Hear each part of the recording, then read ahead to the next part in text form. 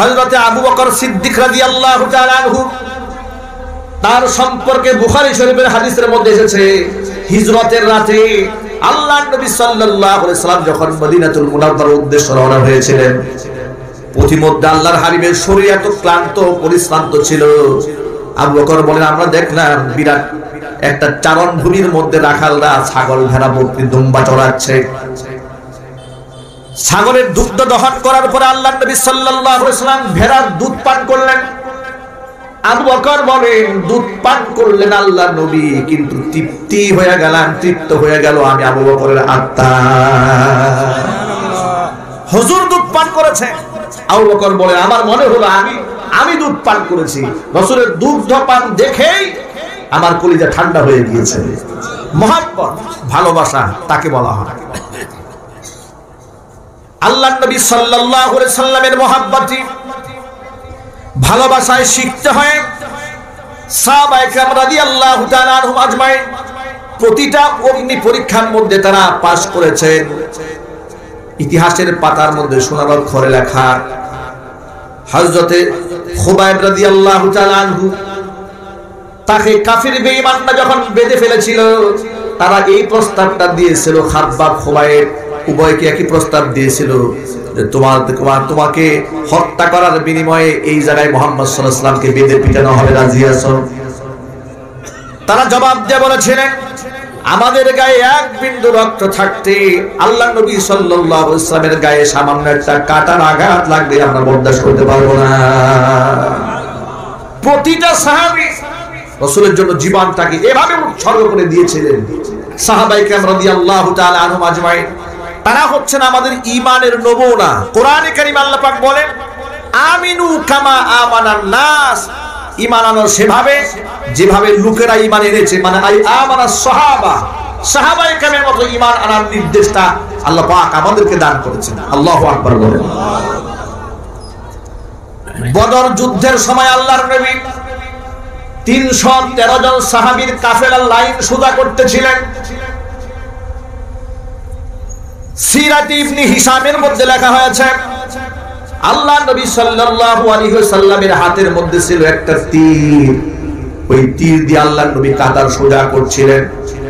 এমন সময় রাসূলের সাহাবী সাওয়াদ রাদিয়াল্লাহু তাআলা আনহু কাতার ছেড়ে একটু সামনে এগিয়ে এলে আল্লাহর নবী সাল্লাল্লাহু আলাইহি ওয়াসাল্লাম তীরের আগা দিয়া পেটের মধ্যে মৃদু আঘাত করে বললেন, বেটা সামনে আসছো কেন, পেছনে যাও।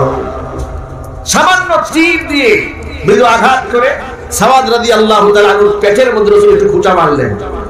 সাওয়াদ রাদিয়াল্লাহু তাআলা আনহু পিছনে গিয়ে বললেন, ইয়া রাসূলুল্লাহ, আপনি আমাকে আঘাত করেছেন, আমি বদলা নিতে চাই।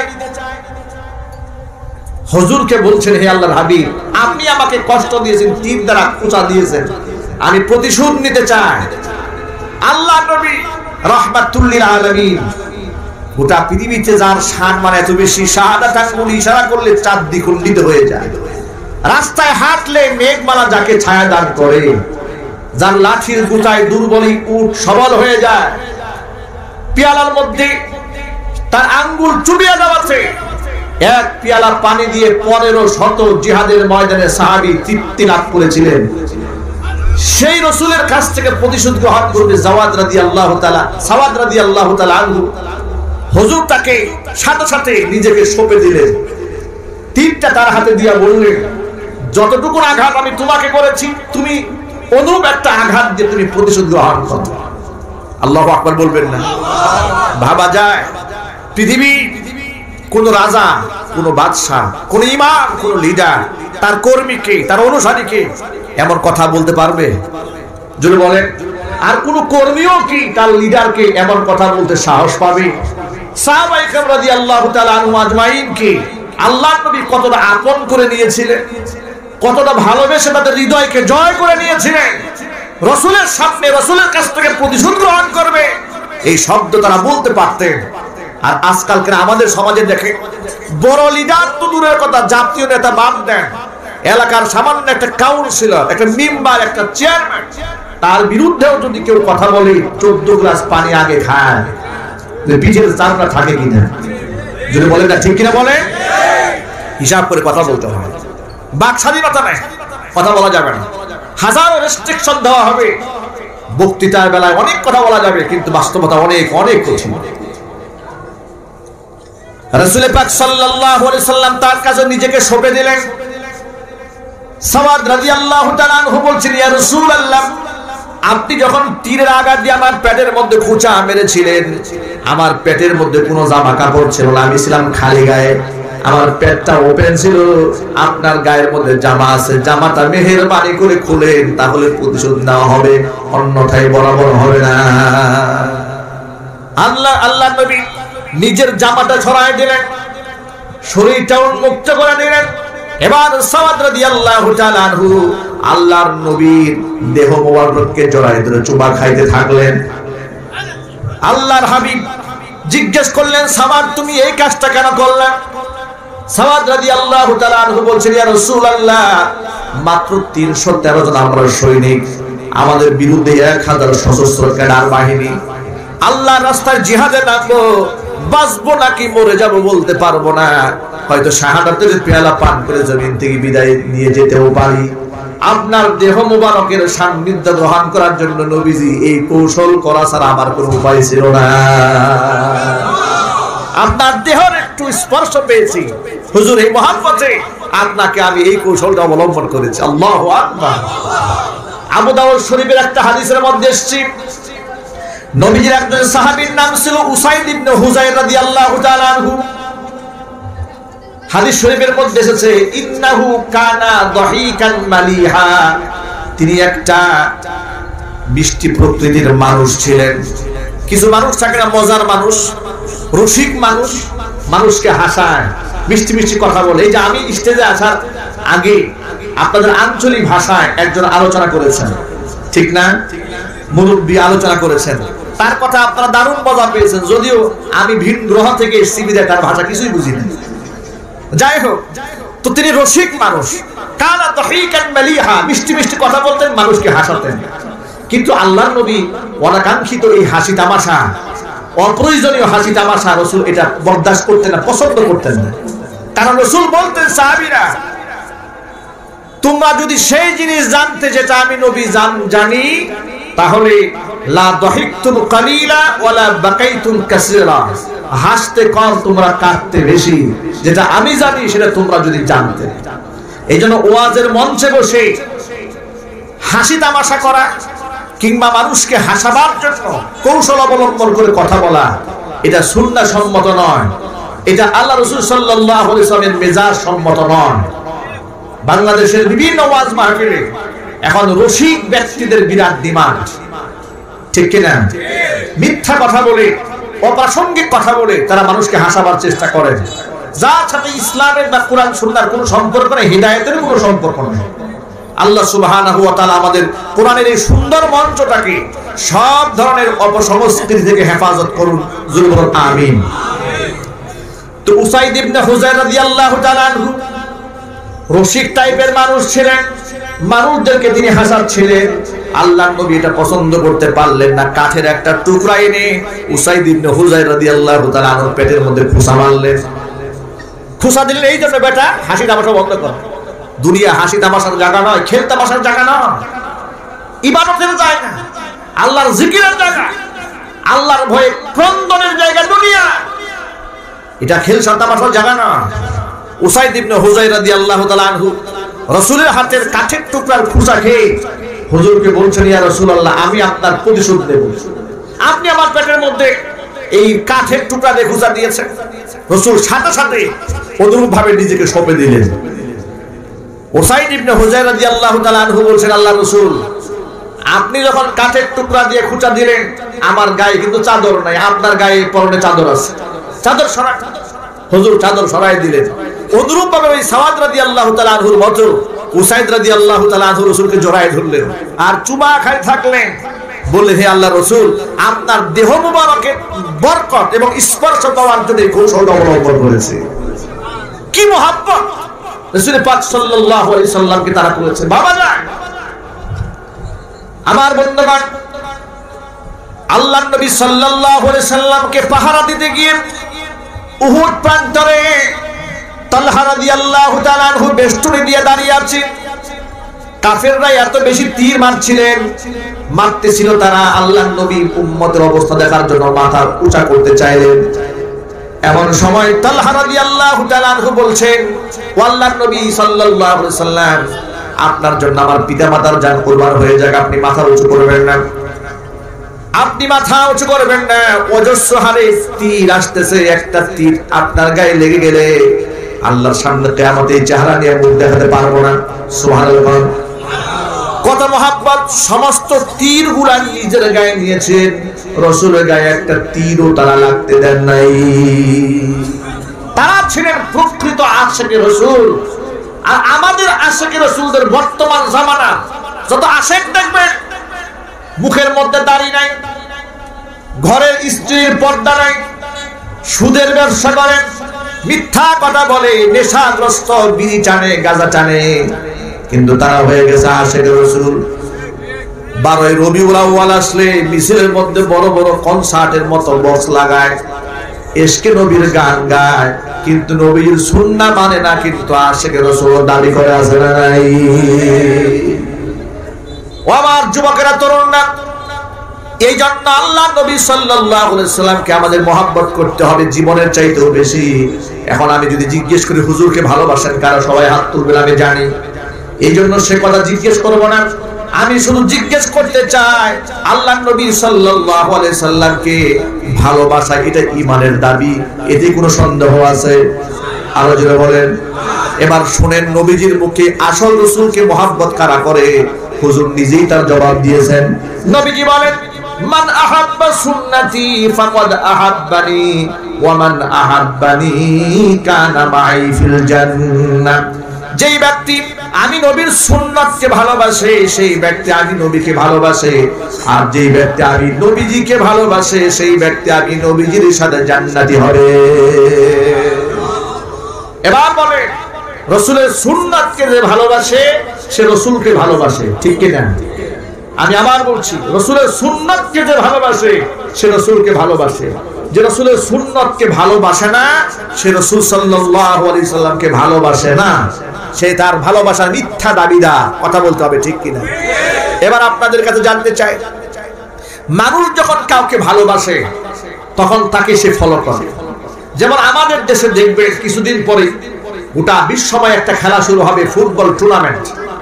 এই ইন্টারন্যাশনাল ফুটবল টুর্নামেন্ট যখন শুরু হবে, তখন এই দেশের মুসলিম যুবকদেরকে দেখবেন তারা বিভিন্ন দেশের প্লেয়ারের জার্সি নিজের গায়ে উঠাই নিয়েছে।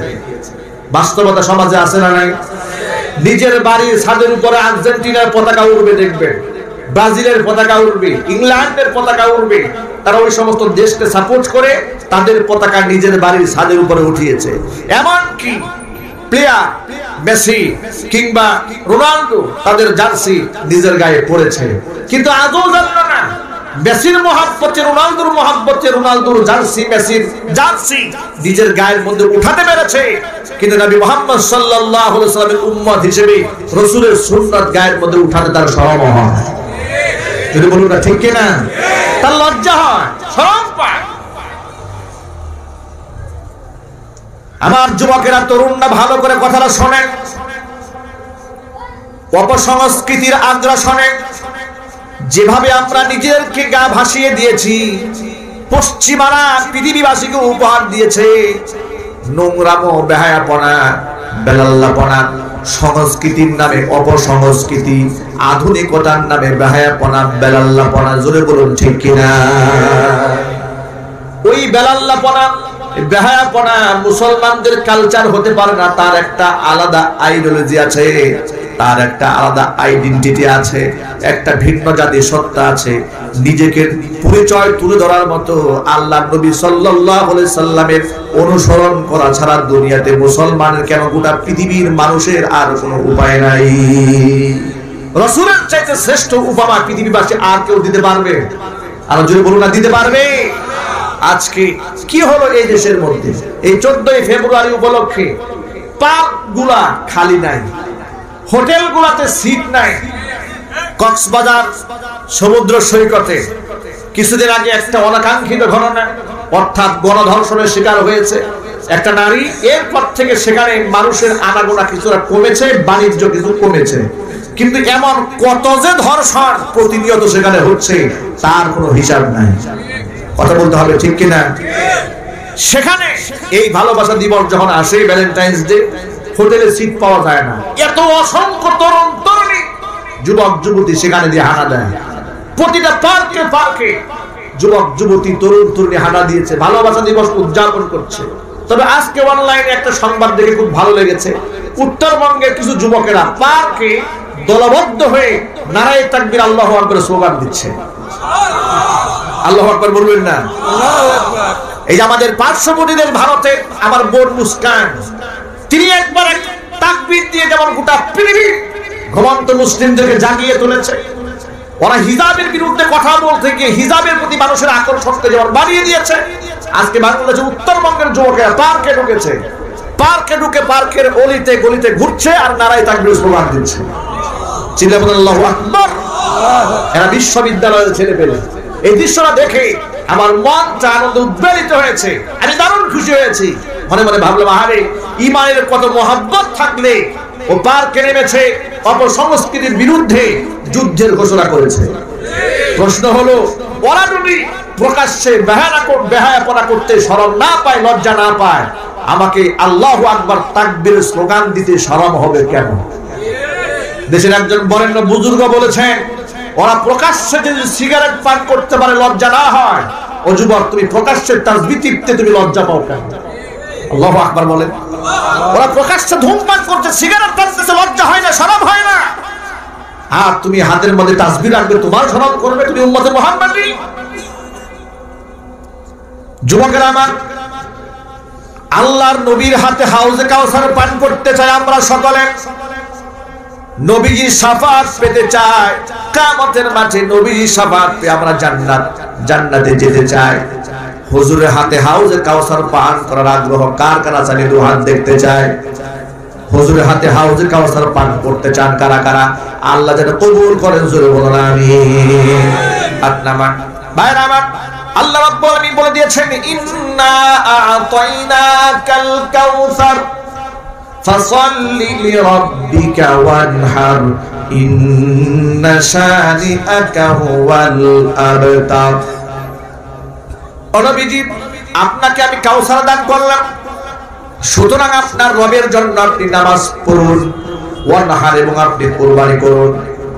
ইন্না শানিআকা হুয়াল আবতার, যে ব্যক্তি আপনাকে লেজ কাটা বলে আপনাকে বর্জনা করেছে, আপনি লেজ কাটা নন, আপনি নির্বংশ নন, সেই নির্বংশ লেজ কাটা। এই সূরাটা যখন নাজিল হয়, হযরতে আনাস রাদিয়াল্লাহু তাআলা আনহু বলেন, আল্লাহর নবী কিছুটা তন্দ্রাচ্ছন্ন হলেন, চোখ বুজলেন, হঠাৎ করে হাসি দিয়ে তার তন্দ্রা ভেঙে গেল। হুজুরের চেহারা হাস্যোজ্জ্বল দেখে, হুজুরকে হাসতে দেখে আমরা জানতে চাইলাম, ও আল্লাহর নবী আপনি হাসেন কেন? হুজুর বলেন, এই মুহূর্তে আল্লাহ পাক আমাকে এই চমৎকার সূরাটা উপহার দিয়েছেন। এই তখন তিনি এই সূরা কাউসারটা তিলাওয়াত করে শোনালেন। আমি আপনাদেরকে জানতে চাইলাম যে আপনারা হাউজে কাউসার রাসূলের কাছ থেকে পান করতে চান কিনা? আপনারা সকলে হাত তুললেন। হাউজে কাউসারটা কি? হুজুর বলেন, মেরাজ রজনী জিম, আমি যখন জান্নাতের ভিতরে অবস্থান করছিলাম, আমি বিরাট একটা নহর দেখতে পেলাম জান্নাতের ভিতরে, যে নহরের পানিটা এত ছিল পরিচ্ছন্ন, আর এতটা সুপেয় পানি, এতটা মনোমুগ্ধকর দৃশ্য, দুধারে পারটা মণিমুক্তা দ্বারা বাধাই করা এই পানি, এই নহরের দুই ধারে মণিমুক্তা দিয়া বাধাই করা। উন্নত আবাসন এলাকাতে দেখবেন আপনার কৃত্রিম ভাবে লেক তৈরি করা হয়, ঠিক কিনা? লেক তৈরি করা হয় না, খাল তৈরি করা হয়, খাল দুপাশ তারা সেখানে ঢালাই করে খুব সুন্দর করে, টাকা পয়সা বেশি খরচ করে টাইলস করে, দেখতে যেন পানিটা আরো স্বচ্ছ হয়, সুন্দর মনে হয়। নবীজি বলেন, এই নহরটা আমি দেখতে পেলাম দুধারে বাধাই করা হয়েছে, মাটি দিয়ে নয়, পাথর দিয়ে নয়, সিমেন্ট দিয়ে নয়, মণি মুক্তা দিয়ে দুপাশ বাধাই করা। জিবরাইলকে জিজ্ঞেস করলাম, জিবরাইল এটা কি? জিবরাইল বলছে, এটাই হচ্ছে হাউজ আল কাউসার, যেটা আপনাকে দান করা হয়েছে। এরপর হযরত জিবরাইল পানির ভিতরে নিজের হাত ডুবাই দিলেন, পানির নিচে থাকে মাটি আর কাদা বালু, আমাদের দেশে কিংবা পৃথিবীর বিভিন্ন সমুদ্রের নিচে, ঠিক কিনা?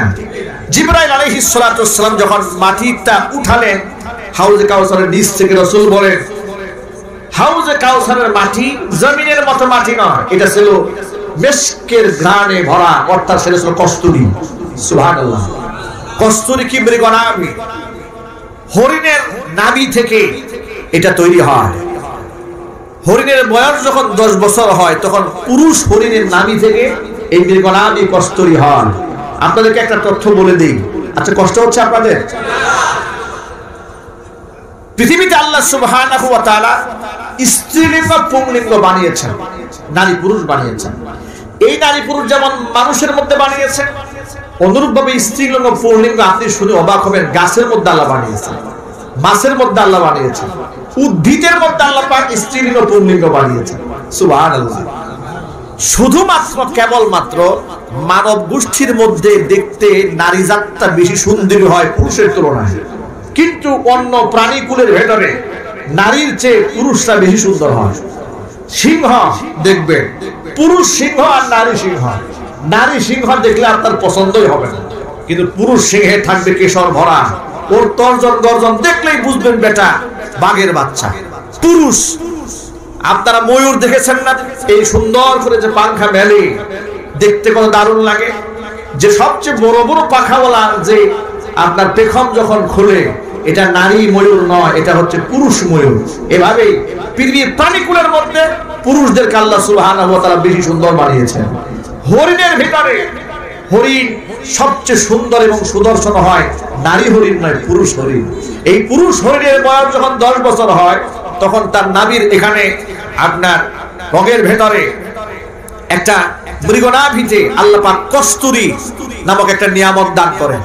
এই নিয়ামত যখন তার নারের মধ্যে তৈরি হয় তখন তার খুশবুতে গোটা বাগানটা মোহিত হয়ে যায়। নারী হরিণগুলো এই পুরুষকে খুঁজতে থাকে, এমনকি আপনি শুনে অবাক হয়ে যাবেন যে পুরুষ হরিণের নাভিতে এই কস্তুরী পাওয়া গিয়েছে, সে নিজেও পাগল পারা হয়ে উন্মাদের মতো গোটা বাগান ঘুরতে থাকে এই গ্রাম আসে করতে। সুবহানাল্লাহ। সেটাকে প্রসেসিং করে মুঘল সম্রাটের আমলে রাজা বাদশারা এই কস্তুরী ব্যবহার করতেন। এর অনেক উপাদান রয়েছে। আমি যেটা বোঝাতে চেয়েছি যে নবী করিম সাল্লাল্লাহু আলাইহি সাল্লাম বলেছেন জান্নাতের ভেতরে হাউজে কাউসারের মাটি ছিল কস্তুরী মাখা মাটি, খুশবুর গানে পুরো বাগান যেন মোহিত হয়ে আছে। আল্লাহর নবী বলেন কিয়ামতের মাঠে আমার হাতে এক ঢোক পানি যেই ব্যক্তি হাউজে কাউসার থেকে পান করবে গোটা জিন্দেগিতে তার আর পানি তৃষ্ণা লাগবে না।